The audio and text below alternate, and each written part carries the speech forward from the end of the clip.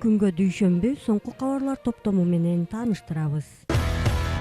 Бүгүн Бишкекте айрым коомдук транспорттордун айдоочулары жумушка чыккан жок. Бул тууралуу Супер KG порталына шаар тургундары кабарлашты. Алардын айтымында бүгүн жүргүнчүлөр эртең менен жумушка баруу үчүн жолго чыгып, көп убакыт коомдук унаа күтүп калышкан. Алардын бири Бермет айым дээрлик 1 саат унаа күтүп, жыйынтык болбогон соң жөө басууга туура келгенин айтат. Бул боюнча Бишкек мэриясынын шаардык транспорт башкармалыгы Бишкекте жүргүнчү ташыган коомдук кичи автобустардын айрым айдоочулары иш таштаганын жана бул маселе боюнча мекеме иштеп жатканын билдирди. Ал эми шаардын мэринин милдетин аткаруучу Балбак Төлөбаев таң эрте айдоочуларга кайрылуу жасады. Анда ал бул маселе май айына чейин чечиле турганын айтты. Пандемия болду, кризис болду, анан элдик толкундоолор болду. Анан силер өткөндө айткандагыдай азыр эле сразу көтөрүп бериле дегениңер да туура эмес. Ошондуктан биз азыр өзүнүн процедурасы бар. Биз аны Министерство экономикага жиберип, ал жерден анын анализин чыгарып берет, анан кор кеңешке киргизебиз. Биз тарифти элдин акыбалына жараша силер менен сүйлөшүп көтөрүп бергенге даярбыз. Бирок аны үчүн кичине убакыт керек. Бизге бери дегенде эле 1 ай, 1,5 ай Минэкономикадан анализ алышыбыз керек. Кыргызча айтканда, андан кийин кор кеңешке киргизебиз. Мына кор кеңешке жетишсек, жетишпей калдык, апрель айында жаңы шайлоо болот. Ошо шайлоодон келген жаңы кеңеш менен биз бул ишти май айына чейин чечкенге аракет кылабыз.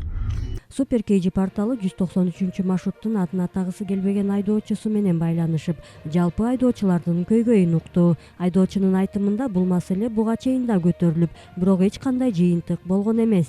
Айдоочулар жол кирени кымбаттатканда да өтө кымбат эмес, 15 сомго чыгарууну сунуштап жатат. Өзүңүздөргө маалым болгондой, азыр жашоо кымбат. 10 сом жол акы менен же майыбызга, же ижара акыбызга акча жетпей иштегенибиздин изи чыкпай калып жатат, дейт айдоочу.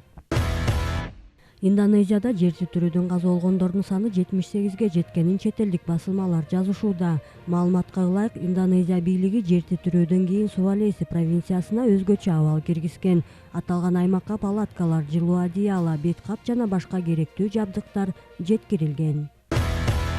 Кайрат Пирмбирдиевди наамынан ажыратуу боюнча Маданият министрлигинин сунушун президенттик аппарат канааттандырган жок.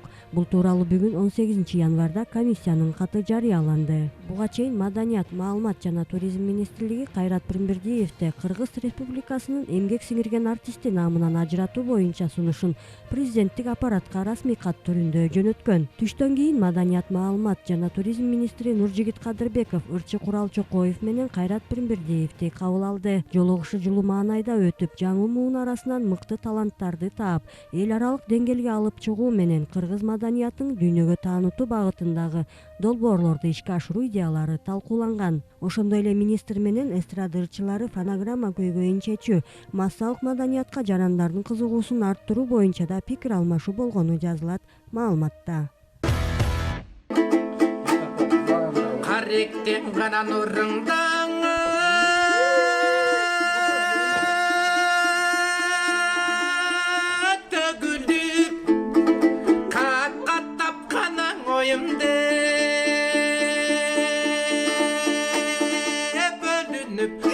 Буга чейин социалдык тармактарда комузду безеленте чертип, бир эмес 2 тилде оон созгон жигиттин видеосу тараган. Ал жигит Жалал Абад облусуна караштуу Майлуу суу шаарчасынын жашоочусу Жумабек Инамидин уулу экени белгилүү болду. Эл ичи өнөр кенчи демекчи, көпчүлүктүн кызыгын жараткан өнөрлүү жигитти Супер KG порталы издеп таап, маек курду. Маек Супер KG порталына жайгаштырылган.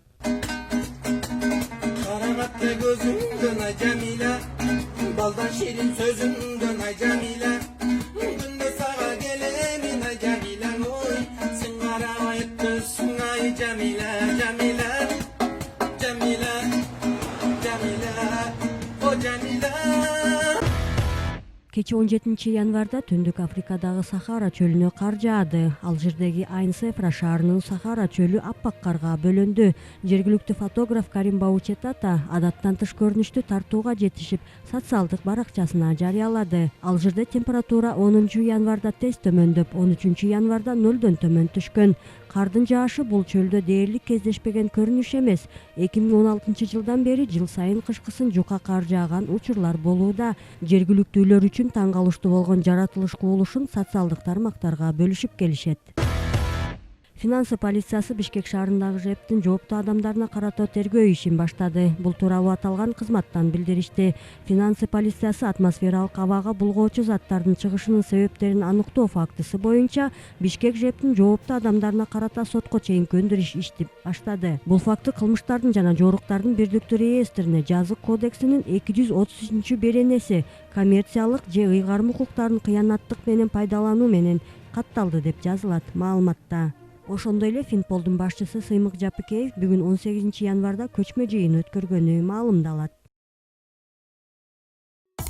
Орчундуу окуялардан кабардар болуу үчүн биздин каналга жазылыңыз.